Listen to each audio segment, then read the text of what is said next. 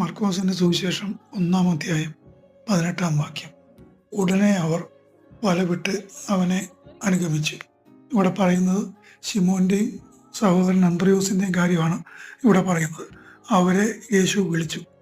ആ യേശുവിൻ്റെ ശബ്ദം കേട്ട് അവർ തിരിഞ്ഞു നോക്കി. അവരെ വിളിച്ചത് ആരാണെന്ന് അവർക്ക് മനസ്സിലായി. അതായത് അവരെ സൃഷ്ടിച്ച ദൈവപുത്രനായ യേശുവാണ് അവരെ വിളിച്ചത്. ഒരുപക്ഷെ അതിനെക്കുറിച്ചൊന്നും അവരപ്പം അധികം ചിന്തിച്ചിട്ടുണ്ടാകാൻ വഴിയില്ല. പക്ഷേ ദൈവത്തിൻ്റെ ശബ്ദം കേട്ടപ്പോൾ അവരുടെ ഉള്ളിൽ, അവരുടെ ഹൃദയത്തിൽ ഒരു ചലനം ഉണ്ടായി. അവർ വേറെ ഒന്നും നോക്കിയില്ല. അവർ മീൻ പിടിച്ചുകൊണ്ട് വിടുന്ന ഒരുപക്ഷെ അവരുടെ അടുത്ത് അവർ പിടിച്ച മീനുണ്ടാവും. അവർ വലയും വിട്ടു, ആ മീനും വിട്ട് കാണും. അതായത് യേശുവിൻ്റെ ശബ്ദം കേട്ട് അവർ അപ്പോൾ തന്നെ ഒന്നും ചിന്തിക്കാതെ, ആരോടും ചോദിക്കാതെ, അപ്പനോട് ചോദിക്കാതെ, അമ്മയോട് ഒന്നും ചോദിക്കാതെ യേശുവിൻ്റെ ശബ്ദം കേട്ട് അനുഗമിച്ചു. നമ്മളും അങ്ങനെ തന്നെ വേണം.